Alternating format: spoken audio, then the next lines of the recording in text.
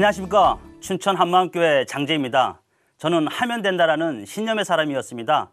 저의 만족과 욕심을 위해 독종같이 살던 자였는데요. 그런 제가 부활하신 예수님을 인격적으로 만나면서 나를 위해 살던 자에서 주를 위해 사는 자로 변화된 간증을 나누고자 합니다. 제가 예수님을 믿지 않던 시절 좌우명은 하면 된다, 안 되면 되게 하라 였습니다. 일단 목표가 세워지면 끝장을 보는 근성이 있어서 주변 사람들로부터 독종이라는 별명을 얻기도 했습니다.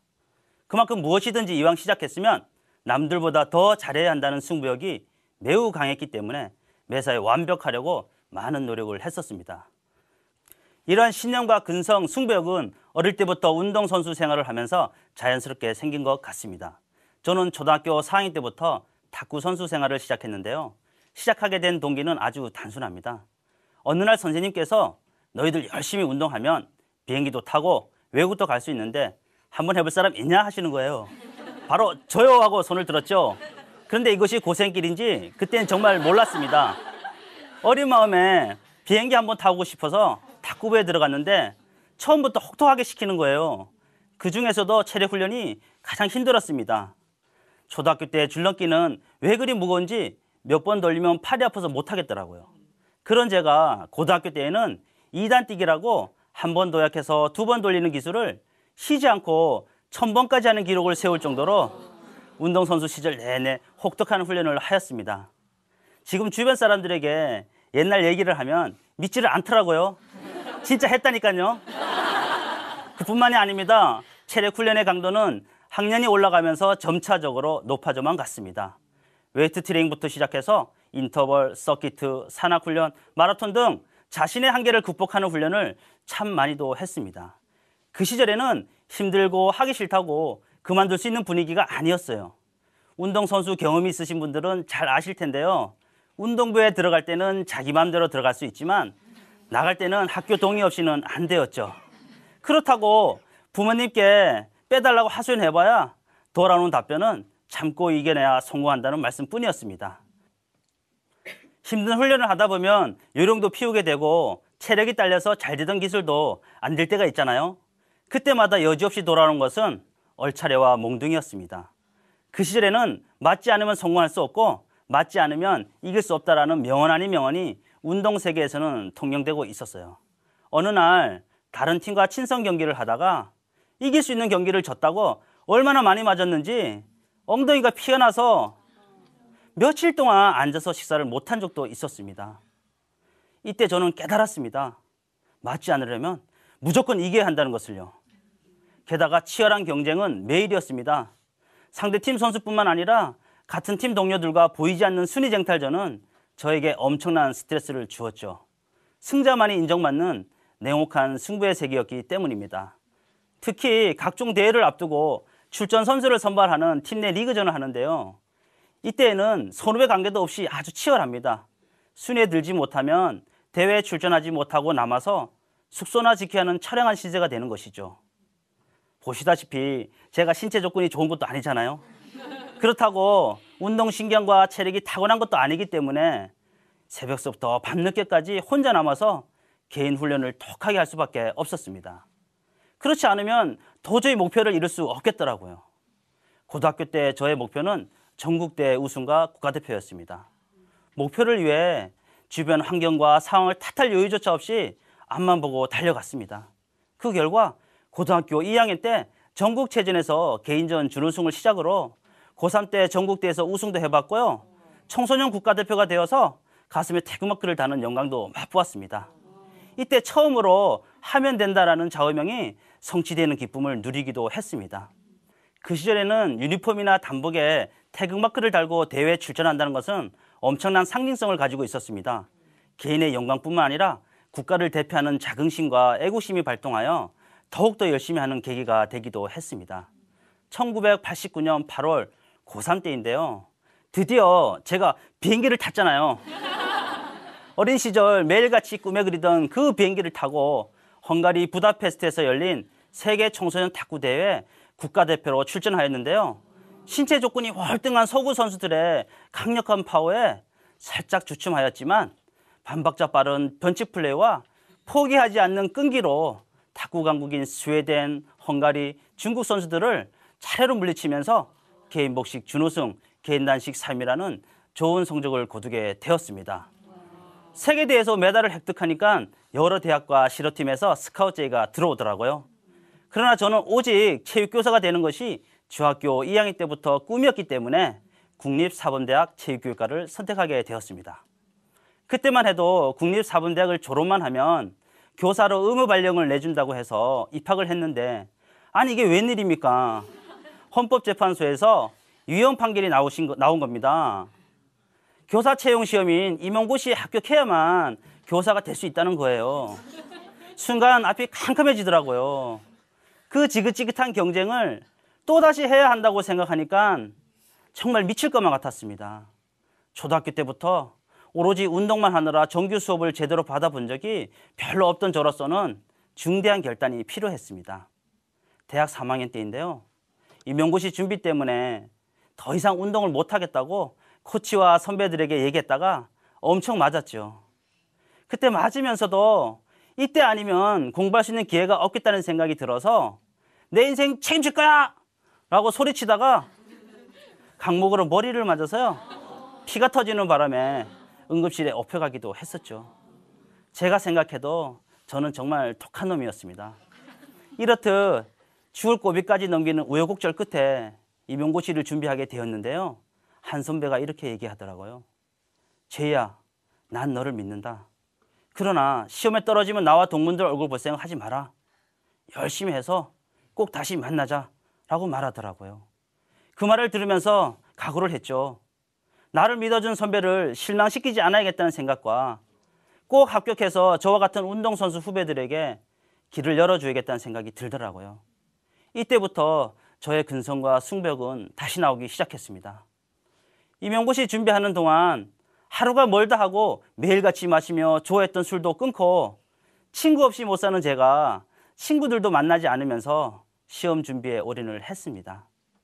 이론 시험뿐만 아니라 체육교과 특성상 종목별 실기시험은 운동선수처럼 하지 못하면 탈락하기 때문에 저에게는 힘든 과정이었습니다. 실기 종목 중 기계체조는 너무나 위험하고 힘들었는데요. 특히 철봉을 배우다가 손바닥에 껍질이 벗겨져서 피가 막 나와도 목표를 위해 참고 연습을 했습니다. 핸드볼은 한 손으로 공을 잡아서 던져야 하는데 저는 손이 작아서 공을 잡을 수가 없었고요. 높이뛰기는 키가 작아서 자세가 나오지 않더라고요. 그뿐만이 아닙니다. 농구, 배구, 허들 등도 저에게는 불리한 종목이었죠. 뭐 하나 만만한 종목이 없더라고요. 그래도 명색이 청소년 국가대표 출신인데 못한다는 것은 자존심이 상하는 일이어서 1년 넘게 죽어라 선수들 쫓아다니면서 배웠더니 결국 선수들처럼 할 수 있게 되었습니다. 이렇듯 한번 하면 목숨 걸고 하던 근성 덕분에 임용고시에서도 저의 좌우명인 하면 된다, 안 되면 되게 하라가 성취되는 기쁨을 또 한 번 누리게 되었습니다. 교직에 발령을 받고도 근성과 승부욕은 계속 이어졌는데요. 신규 발령받은 지 2년 만에 특기교사로 초빙되어 탁구부를 창단하였고 선수들에게 저의 모든 시간과 물질, 열정을 다 쏟아 부었습니다. 주말도 없이 새벽 훈련을 시키면서요. 합숙 훈련과 새벽 훈련을 시키면서요. 선수들과 함께 훈련한 결과 창단한 지 1년 만에 도대표가 되어 전국 소년체육대회에서 은메달을 획득할 정도로 교직사회에서도 인정받으며 승승장구하였습니다. 이렇듯 저의 만족과 욕심을 위해 앞만 보고 달려가다가 결정적으로 저의 모든 가치관과 신념이 한순간에 무너지는 계기가 있었습니다. 저는 사람을 한번 믿으면 완전히 믿는데요. 믿고 있었던 주변 사람들로부터 배신을 당하는 일을 겪은 것입니다. 운동세계만큼은 의리에 살고 의리에 죽는 줄 알았는데요. 자신의 이익을 위해서라면 의리도 저버리고 배신도 하더라고요. 이 일은 제 인생에 있어서 가장 큰 시련이었습니다. 그동안 하면 된다, 안 되면 되게 하라였던 저의 좌우명이 한순간에 무너지고 혼자 이겨낼 힘조차도 없어서 매일 밤을 술로 지새웠습니다. 이때 깨닫게 된 사실은 세상 일이 내 힘으로는 한계가 있구나. 내가 마음먹은 대로 다 잘 되는 것이 아니구나 라는 생각이 들면서 신이 있다면 신에게 의지하고 싶은 마음이 들더라고요. 그래서 산에 있는 절로 갈까, 성당으로 갈까, 아니면 교회로 갈까 고민하던 중 동생의 간곡한 부탁으로 춘천 한마음교회 주일 예배에 처음 가게 되었습니다. 예배 시간에 목사님 설교 말씀을 듣는데 하나도 이해하지 못하겠고 졸음만 오더라고요. 예배당 문을 나서면 기억에 남는 말씀이 전혀 없을 정도로 저의 마음은 온통 세상으로 가득 차 있었습니다. 그렇게 한 3개월쯤 지났는데 어느 순간 목사님의 설교 말씀이 들리기 시작하는 거예요. 성령님의 강권적인 역사였습니다. 지금도 잊을 수 없는 경험인데요. 그동안 세상에서 지은 죄들이 영화 필름 돌아가듯이 계속 돌아가면서 통회의 기도가 나오는 거예요. 제가 기도하면서 눈물을 보인다는 것은 저에게 있을 수 없는 일인데 몇 날 며칠 계속 눈물로써 회개하게 되었습니다. 살려달라고, 용서해달라고 제가 죄인이라는 기도가 계속 나오더라고요.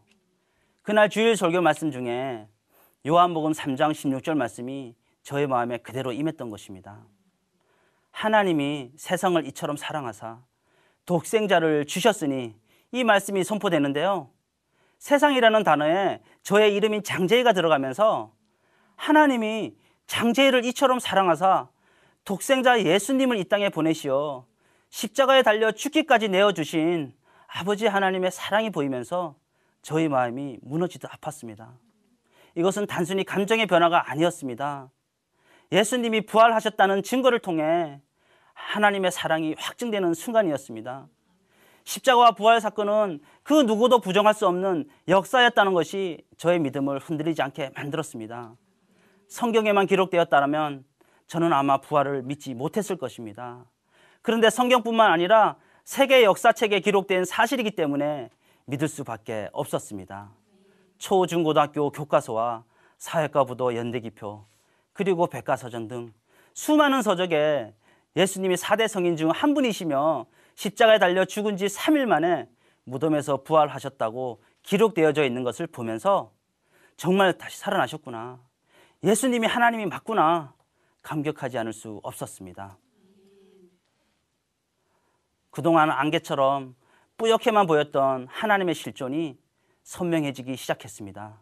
요한복음 2장의 말씀처럼 죽은 자 가운데서 다시 살아나신 후에야 성경과 및 예수께서 하신 말씀을 믿었던 제자들과 같이 저도 동일하게 예수님의 부활을 통해 성경의 모든 말씀을 믿을 수 있게 되었습니다. 그동안 믿을 수 없었던 성경 말씀이 사실로 믿어지게 되니까 보이지 않는 천국과 지옥, 하나님의 실존이 그대로 믿어지게 되더라고요. 더욱더 놀라운 것은 로마서 14장에 그리스도께서 죽었다가 다시 살아나신 것은 죽은 자와 산 자의 주가 되려 하심이라는 겁니다. 예수님이 저의 주인이 되시기 위해 죽으시고 부활하셨다는 것이었습니다. 예수님을 모를 때는 내 인생의 주인은 당연히 나라고 생각했습니다. 내 마음대로 내 뜻대로 하면 된다는 신념으로 나의 만족과 욕심을 위해 살았었는데 예수님의 부활을 통해 내 인생의 주인은 내가 아닌 예수님이었음을 정확히 알게 되면서 전능자이신 하나님이 저의 주인이 되어 주신다는 것이 너무나 감사했습니다. 하나님의 마음을 알게 되니까 영혼에 대한 뜨거움이 생기게 되었습니다. 현직 교사로서 학교에 있다 보니까 복음을 듣지 못해 방황하는 어린 학생들이 너무 많은 거예요. 학교가 복음의 사각지대로 보였습니다. 사도 바울은 복음 증거하는 일, 사명이 자신의 생명보다 더 귀하다고 말씀하였는데요. 이 고백이 저에게는 강력한 도전으로 다가왔습니다. 그때부터 지금까지 근무하게 되는 학교마다 기독 동아리를 만들어서 성경 공부와 예배를 드리며 학원 복음화를 위해 달려가고 있습니다. 특히 탄광 지역 고등학교에서 10여 년간 근무할 때 그 짧은 점심시간에 학생들과 함께 기도와 찬양으로 예배를 드리면서 저와 학생들 모두 그리스도 안에서 하나 되는 기쁨을 마음껏 누리기도 했습니다. 하나님께서는 이 동아리 활동을 주변 중고등학교까지 확대시키셨습니다. 그 지역 학생들과 연합으로 한 달에 한 번씩 예배를 드리면서 복음을 전할 수 있게 되어 너무나 감사했습니다. 그리고 모여 중에서 근무할 때 성경 연구반을 만들어서 교회 공동체 지체들 20여 명과 함께 활동하였는데요.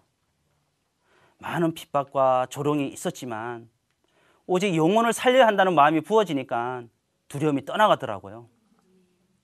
격주마다 토요일에 2시간씩 활동하였는데요. 마음이 닫혀있던 학생들이 찬양으로 마음이 활짝 열리는 모습을 보면서 찬양의 능력을 보게 되었고요.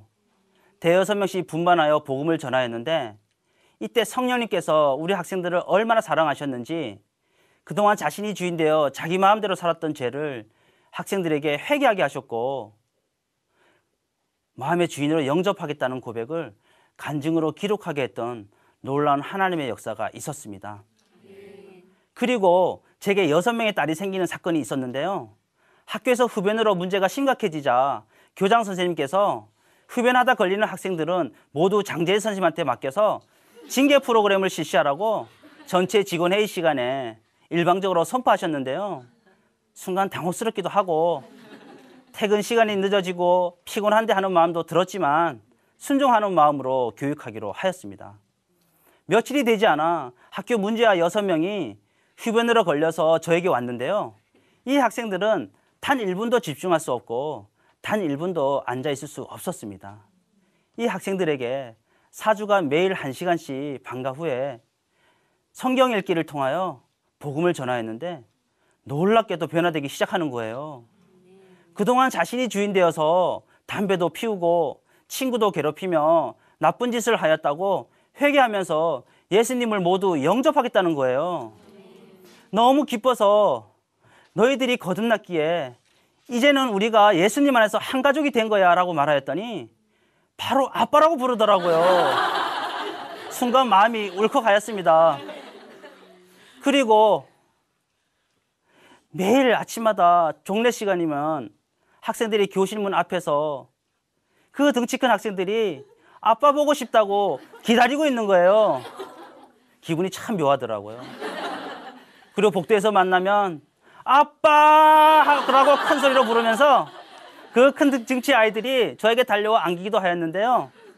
순간 당혹스럽기도 하면서 참 기쁘기도 하였습니다.